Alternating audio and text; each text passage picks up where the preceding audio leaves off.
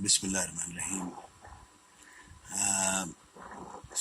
پیغام الہی یہ کتابچہ جس پر مبنی کچھ گفتگو آپ تک پہنچانے کی ہمت کرتا ہوں، کوشش کرتا ہوں۔ دعا کیجیے گا میرے لیے بھی، اپنے لیے بھی۔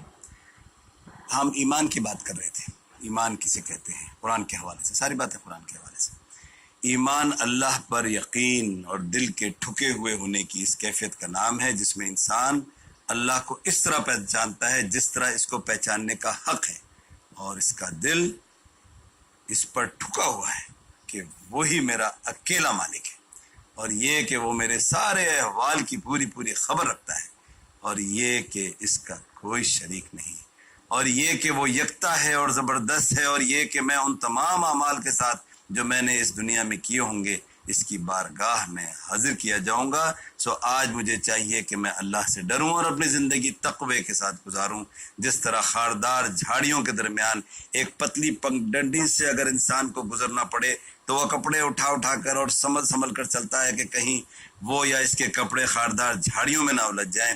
بالکل ایسے ہی ناپسندیدہ اور گناہوں سے گھرے ہوئے اس ماحول دنیا میں اپنے آپ کو بچاتے ہوئے زندگی کے لمحات اور وقت گزار دینا ہی تقویٰ ہے۔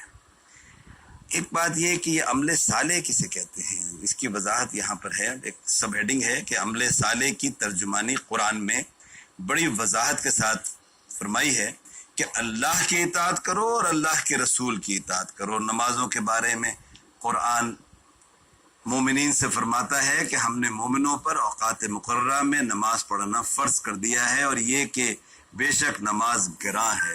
بڑا مشکل کام لگتا ہے، مگر ان لوگوں پر گراں نہیں جو عجز کرنے والے ہیں اور آخرت کا یقین رکھتے ہیں۔ اللہ کے سامنے پورے عجز کے ساتھ کھڑے رہا کرو، اور بیٹھے اور لیٹے اللہ کو یاد کرو، اور زکوٰۃ دیا کرو، اور اللہ کے سامنے جھکنے والوں کے ساتھ جھکا کرو۔